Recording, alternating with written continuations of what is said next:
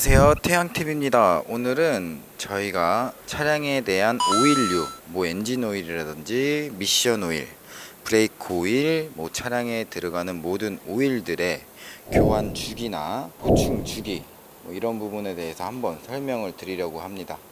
자, 이 차량에 들어가 있는 오일류들은 정말 많은데요, 매뉴얼에 따른 교환 주기가 있긴 합니다.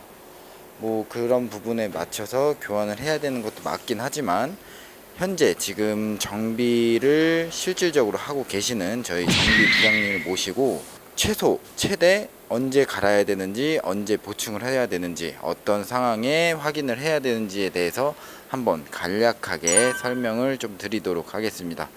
차량의 오일류들은 어떤 게 있는지 좀 설명 좀 해주세요, 간단하게. 차량에 들어가는 오일을 제가 말씀드리면, 제일 중요한 엔진 오일, 그리고 미션 오일, 그리고 브레이크 오일, 파워 오일. 파워 오일은 차종마다 이제 있는 차종도 있고 없는 차종도 있습니다. 만약에 내가 중고차를 구매를 했는데 엔진 오일을 언제 갈았는지 못 들었어요. 그러면은 이제 내가 타면서 이제 엔진 오일 교환 주기를 또 알면서 타야 되잖아요. 근데 엔진 오일을 언제 갈았는지 좀 쉽게 확인을 할 수 있는 방법이 따로 있나요? 중고차를 구매하시게 되면 엔진 오일이나 각종 오일류 그는 한 번씩은 교환을 하시고, 신차라고 생각하시고 그때부터는 운전 습관에 따라 오일을 언제 교환하는지를 키로수가 나올 수가 있어요.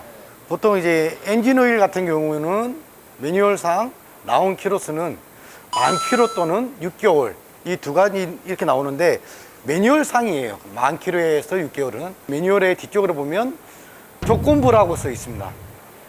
조건부라는 거는 크게는 세 가지로 나눌 수가 있는데, 공회전을 많이 하는 차량, 짧은 거리를 반복해서 많이 움직이는 차량, 그리고 제일 중요한 거 비포장 도로나 험한 도로, 이 세 가지로 나눌 수가 있습니다. 이 세 가지가 만약에 자기한테 다 적중을 한다 그러면 보통 이제 10,000km에서 6개월을 그냥 버리시고 7,000에서 8,000 정도, 개월수가 나는 이제 7,000km에서 8,000km 타는데 6개월도 안 된다, 2, 3개월 이렇게 밖에 안 된다 라고 한다 그러면 키로수에 맞추시는 거고, 7,000km, 8,000km 타는데 1년이 넘는다 그러면 개월수를 6개월을 그냥 맞추시면 되세요. 요즘 차량들 보면은 수입차나 이런 차들은 오일 게이지가 따로 찍어보는 게 없잖아요. 그럴 때는 좀 차량 쉽게 오일 상태를 확인할 수 있는 방법은 따로 없나요?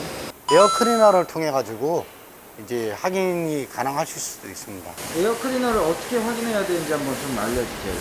보시면 이쪽에 통이 보이시잖아요. 이게 에어 클리너 통입니다.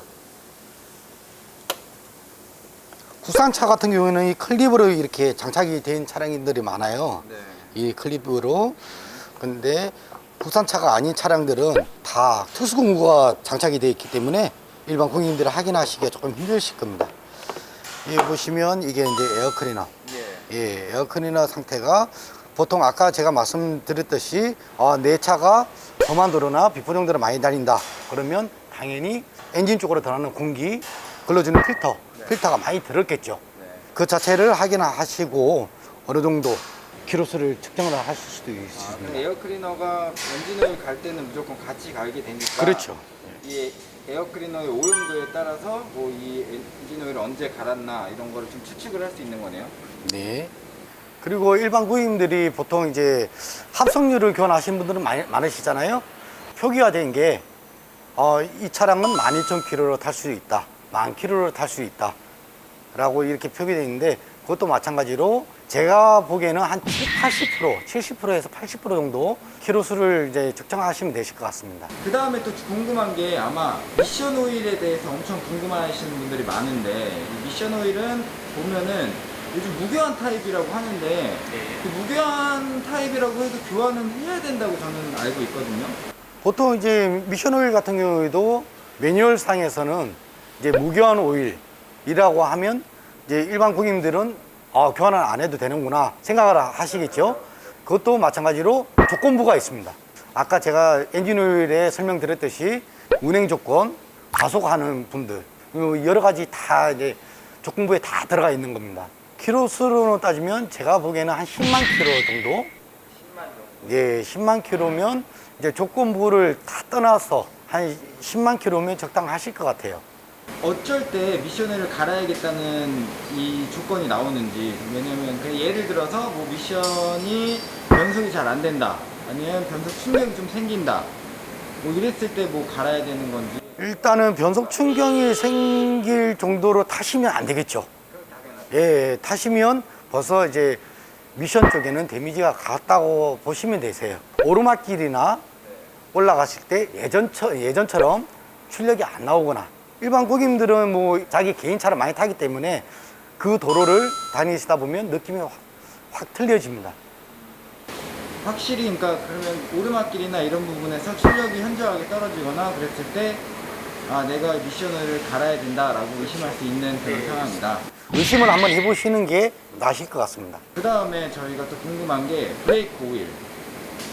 브레이크 오일은 어디에 있는 게 브레이크 오일인가요? 여기 보시면 이게 하얀 통이 이제 브레이크 오일이고, 매뉴얼상에서는 4만 킬로로 기재가 되어 있을 겁니다.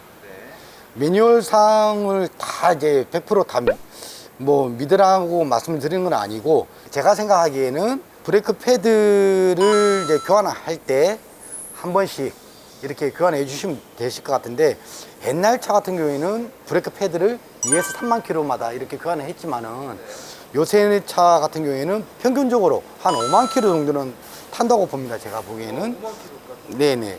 그것도 이제 운전자의 습관에 따라 다 틀리죠. 예. 이제 길게 타시는 분들은 제 지인분 중에서도 한 7만 킬로까지도 타는 분도 본 적도 있습니다.